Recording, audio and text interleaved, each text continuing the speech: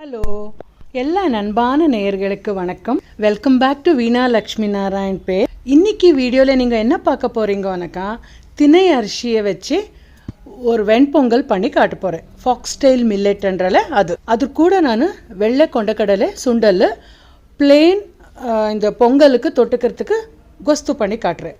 Simple கொஸ்து, ஒன்றும் காய்கறி போடுறதில்ல, அப்படியே செய்கிறது. புளிப்பாக ரொம்ப நல்லாயிருக்கும். எப்படி செய்கிறதுன்னு பார்க்கலாமா? முதல்ல வெண்பொங்கலுக்கு எப்படி செய்யணும்னு காட்டுறேன். குக்கரில் ஒரு 3 டீஸ்பூனு நெய் விட்டுட்டு ஒரு 10-12 முந்திரி போட்டுக்கோங்க. முந்திரி பருப்பு போட்டால் ரொம்ப நல்லாயிருக்கும் பொங்கலுக்கு. அப்புறம் மிக்சி ஜாரில் 1 டீஸ்பூன் மிளகு, 1 டீஸ்பூன் ஜீரகம், கருவேப்பிலை, அப்புறம் இஞ்சி துண்டு எல்லாம் போட்டு கோர்ஸாக பேஸ்ட் பண்ணிக்கோங்க. ஆனால் தண்ணி விடாமல் அப்படியே குறான்ட்டு அரைச்சிட்டு அது கூட ஒரு ரவுண்டு நல்லா வதக்கணும். அப்புறமா இந்த காரத்துக்கு ஒரு 2 பச்சை மிளகாவை பொடியாக நெருக்கி சேர்த்துருக்கேன். நான் இங்கே ஒரு 1/4 கப் அளவுக்கு பாசிப்பருப்பு, அப்புறமா ஒரு கைப்பிடி அளவுக்கு மொச்சையை சேர்த்துருக்கேன். பொங்கலுக்கு இந்த மொச்சை போட்டு பண்ணால் ரொம்ப நல்லாயிருக்கும். அது சீசன் இருந்தப்போ இந்த மாதிரி செஞ்சு சாப்பிடுங்க, ரொம்ப நல்லாயிருக்கும். அது இந்த திணை அரிசிக்கந்தும் பெஸ்ட்டாக இருக்கும். ராத்திரியே உங்களுக்கு எவ்வளோ வேணுமோ அவ்வளோ திணை அரிசியை ஊற வச்சுட்டு பண்ணணும். இது அப்படியே செய்யக்கூடாது. அப்படியே செஞ்சாக்கா ஒன்று வேகிறதில்ல, ரெண்டாவது டைஜஷன் ஆகிறதில்ல. அதனால தான் எப்போவும் எனி மில்லெட்ஸு, இந்த ஃபாக்ஸ்டைல் மில்லெட் ஒன்றும் இல்லை, எனி மில்லெட்டு நீங்கள் கட்டாயமாக ஊற வச்சுட்டு தான் பண்ணணும். மினிமம் 5 to 6 hours ஊறி வரணும் அது. ஓகே, இப்போ பாருங்கள், திணை அரிசி சேர்த்தான அப்புறம் 1 கப்பு திணை அரிசி, 1/4 கப்பு பாசிப்பருப்பு எடுத்துகிட்டு இருந்தேன் இல்லையா? So 1/4 cup.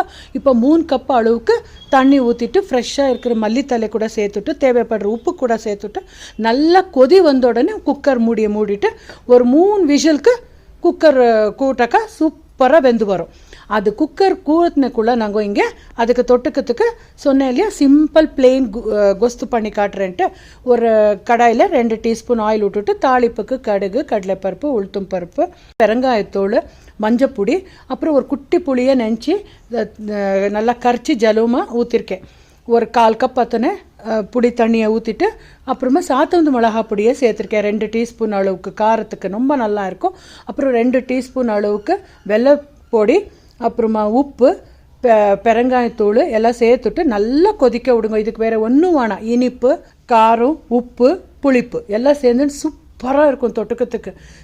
அது நீங்கள் செஞ்சு பார்த்தா தான், அதோட டேஸ்ட் பார்த்தா தான் உங்களுக்கு தெரியும் நான் சொல்கிறது கரெக்டான்ட்டு.